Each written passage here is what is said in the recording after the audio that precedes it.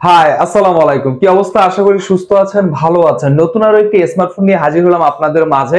Oppo A58 এই স্মার্টফোনটির বাজার মূল্য হচ্ছে 23,990 টাকা, মানে অলমোস্ট 24,000 টাকা।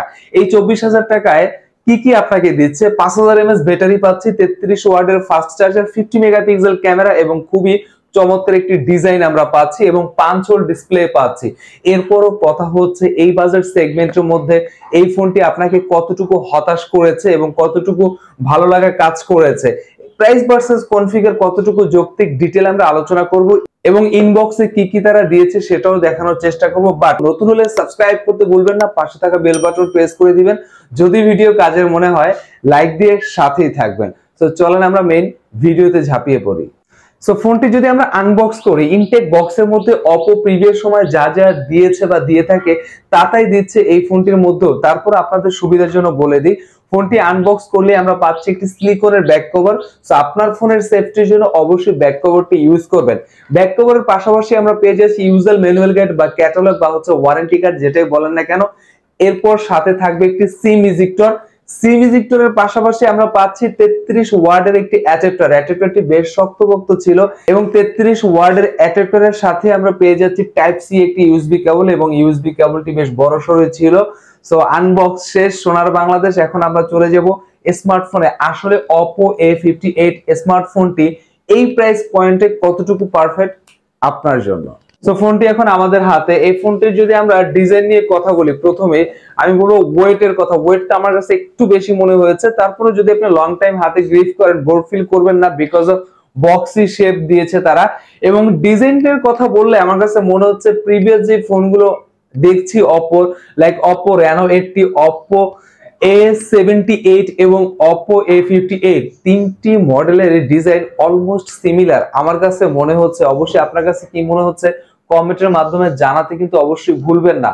সো ডিজাইনটা আমি বলবো Oppoর চিরাচরিত ডিজাইনের মধ্যে আমরা পাচ্ছি, ডিফারেন্ট কিছু আমরা পাচ্ছি না এবং যথেষ্ট স্লিম রাখার চেষ্টা করেছে। এখন যদি আমরা সাইড ফ্রেম দেখি, সেখানে আমরা প্লাস্টিক পাচ্ছি, ব্যাক প্যানেল সেখানে আমরা প্লাস্টিক পাচ্ছি, পলিকার্বনেট ফাইবার। নরমালি যে স্ক্র্যাচ পড়বে না, স্ক্র্যাচ রেসিস্ট্যান্ট, বাট আপনার হাত যদি ঘামে ফিঙ্গারপ্রিন্টের ছাপ পড়ার সম্ভাবনা রয়েছে। তারপর আমি বলবো সাথে একটি ব্যাক কভার দিয়েছে, অবশ্যই ব্যাক কভারটি আপনি ইউজ করবেন। আর ইম্পর্টেন্ট ফ্যাক্ট হচ্ছে এই প্রথম Oppo আমার জানা মতে বাংলাদেশ মার্কেট অফিসিয়াল হিসেবে খুব বড়সড় একটি ডিসপ্লে নিয়ে হাজির হয়েছে।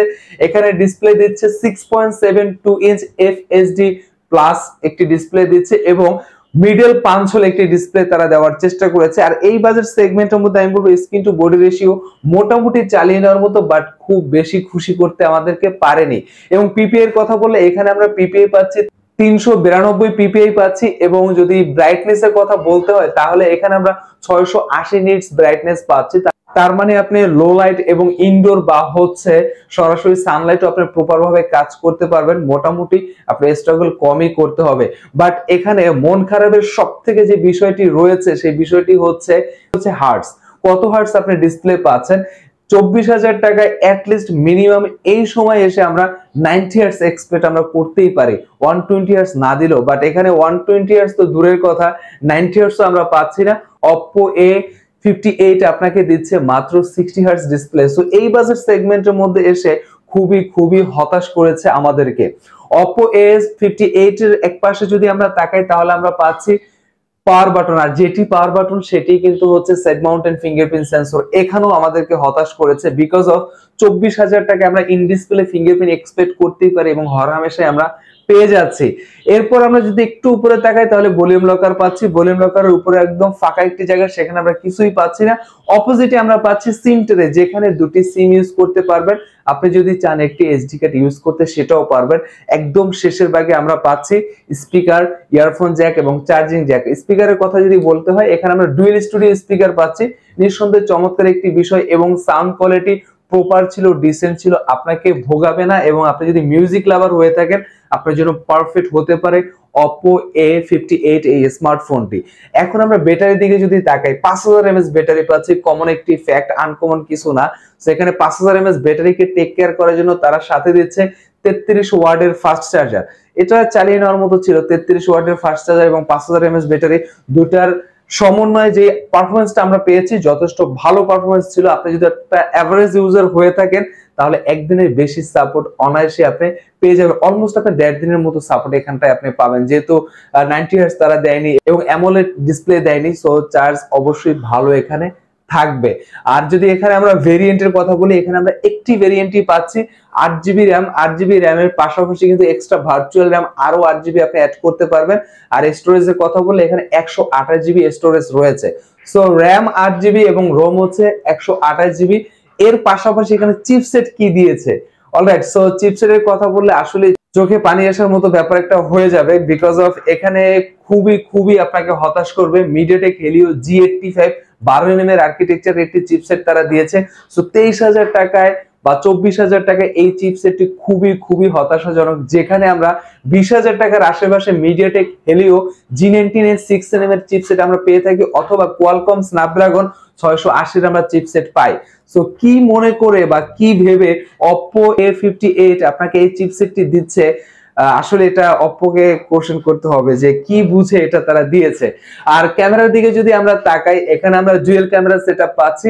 দূর থেকে দেখলে ক্যামেরার বাম বা ক্যামেরার মডিউল যেমনটা আমরা বলেছি প্রিভিয়াস Reno 80 অথবা A78 তাদের মতোই লাগছে বা তাদের মতোই দেওয়ার চেষ্টা করেছে। অলরাইট, সো মেইন যে শুটার সেটি হচ্ছে 50 মেগাপিক্সেল। 50 মেগাপিক্সেলের আউটপুটের কথা বললে আমি বলবো মোটামুটি চালিয়ে নেওয়ার মতো ডিসেন্ট একটি আউটপুট আপনি পাবেন। যদি সানলাইটে ছবি তুলেন তাহলে অবশ্যই আমি বলবো হোয়াটসঅ্যাপ, ভাইবার, ইমো, মেসেঞ্জার আপনি কাজে লাগাতে পারেন। বাট আমি বলবো 23,000 টাকায় এর থেকে বেটার কিছু আমরা এক্সপেক্ট করেছি। ক্যামেরাটা খুব বেশি আমাকে খুশি করতে পারেনি, বাট আপনাদের কাছে কেমন লেগেছে অবশ্যই কমেন্টের মাধ্যমে জানাতে কিন্তু ভুলবেন না। আর সেলফি ক্যামেরার কথা যদি বলতে হয়, এখানে আমরা 8 মেগাপিক্সেল পাচ্ছি। সেলফি ক্যামেরা মোটামুটি চালিয়ে নেওয়ার মতো ছিল, সেটাও যদি প্রপার লাইট কন্ডিশনে আপনি ছবি তুলেন। এবং এখানে 1080 ভিডিও ক্যাপচার করতে পারবেন 30 fps এ ফ্রন্ট এবং রিয়ার বোথ সাইড। সো এখানেও কিন্তু হতাশাজনক একটি ব্যাপার আসলে থেকে যায়, বিকজ অফ এই বাজেট সেগমেন্টের মধ্যে অ্যাটলিস্ট 2K অপশন তার দেওয়া উচিত ছিল। বাট আপনার অবশ্যই স্টেবল হয়ে ভিডিও করতে হবে, তাহলে হয়তোবা কোথাও কাজে লাগাতে পারবেন, কেননা ভিডিওটা অনেক শেকি হয়ে থাকে। সো ভিডিওর শেষে আমি বলবো এই ফোনটি পারচেজ করা কতটুকু পারফেক্ট আপনার জন্য।